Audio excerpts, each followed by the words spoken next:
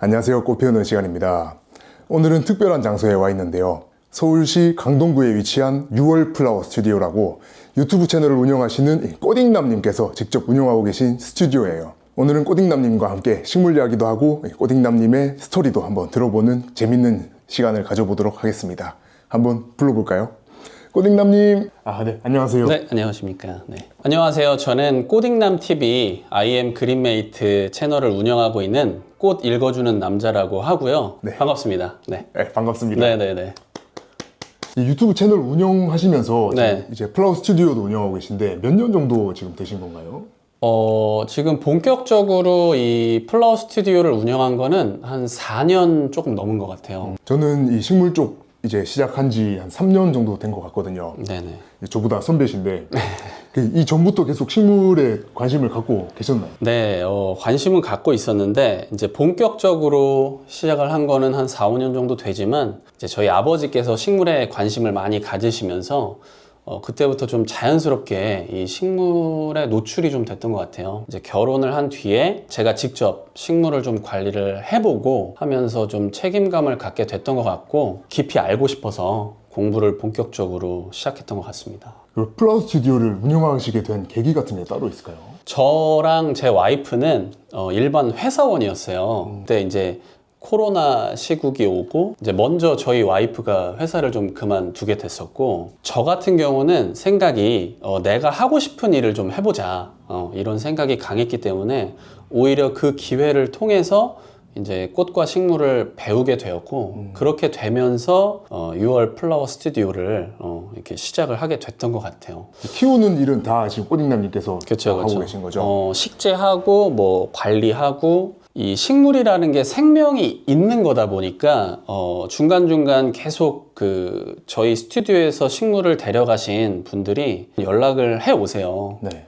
제가 중간중간 연락을 또 드리기도 해요. 그때 데려가셨던 식물 좀 잘 키우고 계시냐 이런 것도 제가 여쭤보고, DM이라든지 뭐 SNS를 통해서 저한테 연락을 주시는 분들께 이제 제가 피드백도 중간중간 드리고 있고, 저 같은 경우는 강조하는 게 사실은 식물샵에서 식물 사가면 끝이 아니라 저는 이제 그게 시작이라고 생각을 하거든요.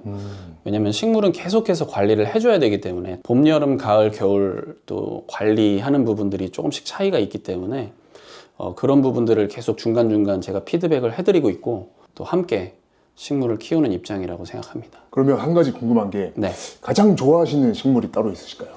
지금 저희 앞에 여기 식물들이 있잖아요. 네. 이제 저 식물들이 들으면 기분 나빠할 수도 있겠지만 네. 스투키라는 식물이 있어요. 네. 사실 제 채널에서 조회수가 제일 많이 나온 영상이 그 스투키 관련 영상인데, 네. 근데 그 영상에서 제가 스투키를 키우지 말아라 막 이런 식으로 해서 욕 아닌 욕을 많이 먹기도 했는데, 네. 사실 스투키 같은 그런 다육식물을 좋아하기도 하고요. 파키라라든지 혹은 쉐플레라라고 하는 홍콩 야자, 혹은 아스파라거스 종류를 좋아하기도 해요. 그런 식물들을 많이 데려다 놓는데, 이제 그 이유 중 하나가 실내에서 또 잘 죽지 않는 그런 종류의 식물이라서 초보 식집사분들께 추천드리기도 쉽기 때문에 그런 종류의 좀 실내 식물을 개인적으로 좀 선호하는 것 같습니다. 그런데 스투키는 되게 조금 의외인 게 케어해 줄 게 많이 없잖아요. 스투키는 사실. 그쵸.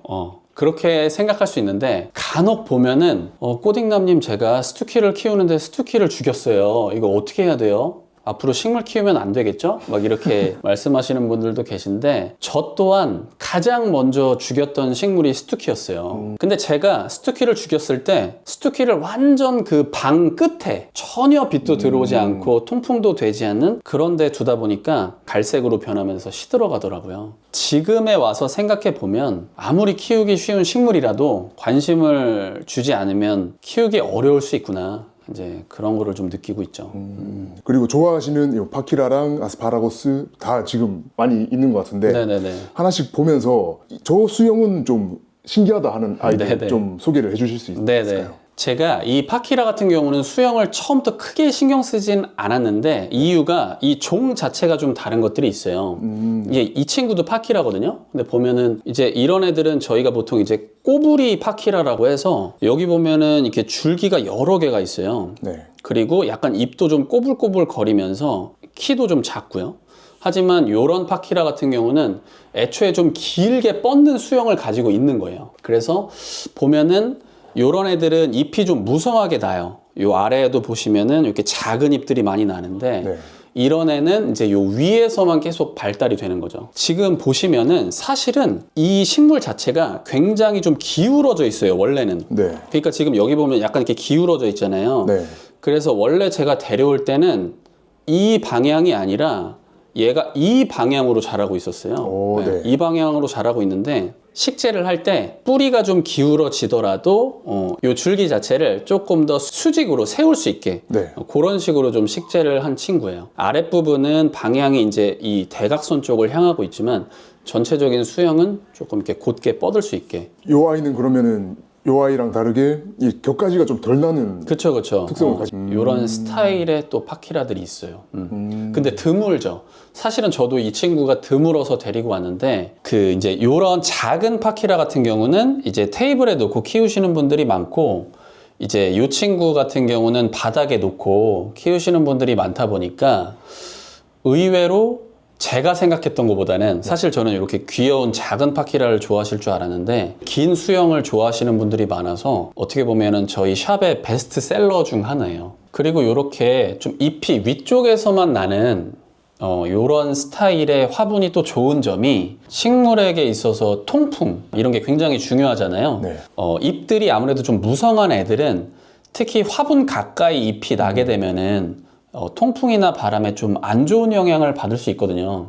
그래서 아까 오전에도 어떤 분이 오셨을 때 제가 그 말씀을 드렸는데 아무래도 이 화분 근처에 있는 잎들은 좀 정리를 해주시는 게 관리가 쉽다 그런 말씀을 드렸었는데 그런 부분에 있어서도 조금 장점이 있죠. 네네. 다음 식물로는 제가 분갈이하기 어려운 식물이라고 개인적으로 생각하는 식물이 네. 있거든요. 바로 아스파라거스인데요. 네. 한번 아스파라거스 좀 보여주실 수 있을까요? 네, 이 아이는 이 줄기가 너무 얇아가지고 이거 뽑을 줄도 모르겠고 막 뿌리를 막 손상시킬 것 같아가지고 엄두가 안 나더라고요. 분갈이 할 때. 네네. 네네네. 그 어떻게 좀 노하우가 있으신가요?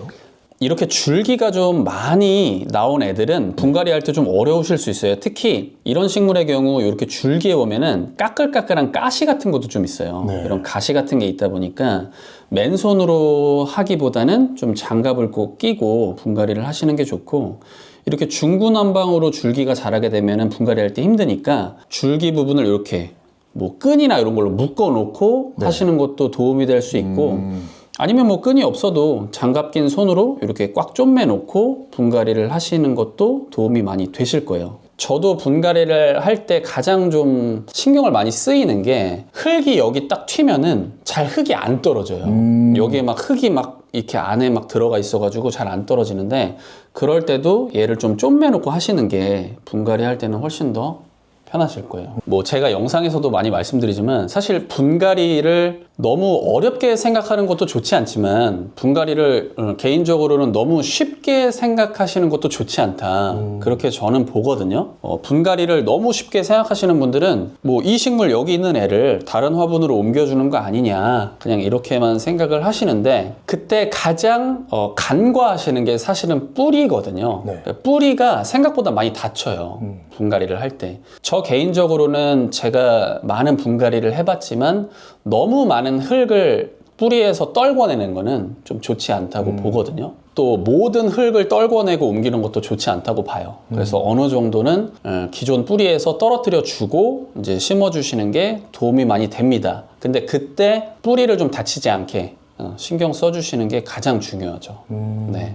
아까 사계절마다 아이들 관리해주는 방법이 다르다고 말씀해 주셨잖아요. 네네네. 이제 12월에 반짝 확 추워진다고 하는데 그때 좀 우리가 대비해야 될 게 어떤 게 있을지 그런 걸 좀 관리법을 알 수 있을까요? 사실은 이제 겨울이 되면 일단 춥잖아요. 네. 그래서 제가 식물을 키울 때 대류 현상이라고 하거든요. 네. 찬 공기가 대체로 아래쪽에 깔려요. 조금 더운 공기가 위에 좀 깔리게 되거든요. 물론 이제 우리가 실내에서 식물을 키울 때는 아무래도 사람도 살다 보니까 너무 춥게 유지되진 않지만 네. 그래도 식물이 좀 예민할 수 있기 때문에 식물을 너무 아래쪽에 두기보다는 조금 더 테이블이나 이렇게 좀 식물을 올려서 관리를 하시는 게 일단 좋고요. 또 온도면에 있어서는 바람이 일단 차거든요. 환기를 좀 시켜주실 때 너무 강한 바람이 한 번에 잎에 닿게 하지 않는 이제 그런 게 중요해요. 왜냐면 생각보다 이 냉해가 순간적인 그런 찬 바람에 의해서 겪는 그런 피해가 많기 때문에 환기를 시켜주실 때 차라리 창문을 좀 많이 열어주시는 게 좋아요. 창문을 너무 작게 열게 되면은 그 틈으로 바람이 강하게 들어오거든요. 잎에 좀 다이렉트로 바람이 쏘이게 되면은 오히려 잎의 냉해 혹은 나아가서는 동해를 입기도 하기 때문에 좀 주의해 주시면 좋을 것 같고, 그 다음에 이제 중요한 거는 습도죠. 우리가 이제 지금 아직까지는 저희가 난방을 하진 않는데 이제 앞으로 12월 뭐 1월 넘어가게 되면은 난방을 많이 하다 보니까 건조해지잖아요. 분무를 하고 싶어도 못 하시는 이유가 집에 온습도계가 없어요. 그래서 온습도계 하나 구매하셔서 겨울철에 아무리 못해도 50% 이상 좀 습도를 유지해 주시는 게 중요하죠. 습도를 유지하려면 분무를 좀 자주 해 주시는 것도 좋고, 또 가습기를 틀어 주시는 것도 좋고요. 그리고 이제 마지막으로 드리고 싶은 말씀은, 야외에서 식물 키우시는 분들이 있으시거든요. 야외에서 어느 정도 월동이 되는 식물들 같은 경우에도 화분 주변은 좀 따뜻하게 유지를 해 주시는 게 좋아요. 딱 하나, 지푸라기 하나만으로도 저희가 화분을 좀 따뜻하게 유지할 수 있거든요. 지푸라기 뭉치를 좀 사다가 화분 주변을 좀 감싸주는 거예요. 그 화분 내부의 온도가 유지가 되기 때문에 충분하게 월동을 할 수 있습니다. 가장 중요한 게 뿌리의 온도를 너무 낮추지 않는 게 중요하다고 그쵸. 저도 느꼈거든요. 흙보온이 중요하다는 점 꼭 알고 가시면 좋을 것 같네요. 그리고 또 하나, 여러분들이 이제 물을 주실 때 네. 오전에 주면 좋다, 그냥 이렇게 막연하게 생각하시는 분들이 계세요. 근데 이제 빛이 강할 때는 당연히 오전에 주시는 게 좋은데, 그 물을 주실 때도 어느 정도 화분의 흙 온도가 올라갔을 때 주시는 게 좋아요. 이런 말씀 하시는 분들도 계세요. 흙 온도가 낮으면 차가운 물을 주면 되지 않느냐, 흙 온도와 비슷한 온도에 맞춰서. 근데 그거는 전혀 아니고, 오히려 시간이 좀 지나서 흙 온도가 어느 정도 올라갔을 때, 어느 정도 올라갔을 때 그렇게 화분 자체의 온도를 좀 올려주신 다음에 물을 주시는 게 훨씬 식물에게는 더 좋습니다. 그리고 책 쓰셨잖아요. 네네. 책 좀 소개해 주실 수 있나요? 얇고 작은 책이지만 굉장히 제가 사실은 심혈을 기울여서 나름대로는 큰 의미가 있는 제 첫 책이거든요. 물론 책이 나온 지는 조금 됐습니다. 1년 가까이 돼 가는데 올해 한 1월쯤에 나왔던 것 같아요. 오늘은 식물, 초록이 건네는 조용한 위로라는 이 책인데, 어느 정도 내 이야기를 하고 싶다. 근데 식물 이야기도 같이 하고 싶다. 그래서 사실은 이 책이 나온 거예요. 뭐 식물 에세이라고도 표현할 수 있고, 또 뭐 자연 에세이라고도 표현할 수 있는데, 이제 1부와 2부로 크게 나눠서 1부에서는 이제 제가 어떻게 식물을 공부를 시작하게 됐는지, 스튜디오 또 식물샵을 어떻게 시작하게 되었는지, 그냥 일상적인 저의 얘기들이 쓰여져 있고, 조금 더 심혈을 기울인 건 아무래도 2부예요. 거기서는 이제 식물 관리 팁들, 영상에서는 다 말씀드리지 못했던 그런 조금 더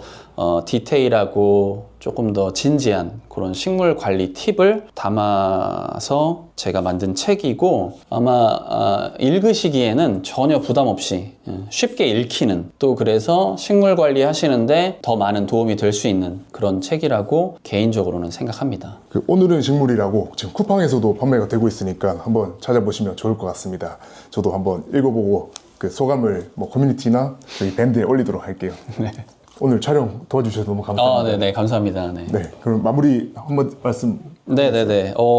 사실은 제가 이제 식물을 키우는 입장입니다만, 식물을 정말로 좋아하시는 분들이 생각보다는 조금 적은 것 같아요. 그리고 오히려 어떻게 보면 우리가 이제 나이가 들수록 식물과 꽃을 더 좋아한다고 하잖아요. 그래서 젊고 어린 분들도 식물을 좋아하는 계기가 되었으면 좋겠고, 또 제가 영상을 열심히 만들고 제 채널을 운영하는 그 이유 중에 하나도 식물에는 조기 교육이 필요하다, 이런 좀 모토가 깔려 있거든요. 이 영상을 보시고 또 제 채널, 또 제 책을 보시고 조금 더 젊은 분들이 식물을 많이 키우셔서 식물을 통해서 혹은 초록을 통해서 좀 힐링을 많이 받으셨으면 좋겠습니다. 저도 저 또래들이 또 식물에 좀 더 관심을 많이 가질 수 있도록 한번 노력을 해보면 좋을 것 같네요. 네네네. 그러면 저희 인사드리면서 마무리하겠습니다. 구독은 좋아요. 좋아요.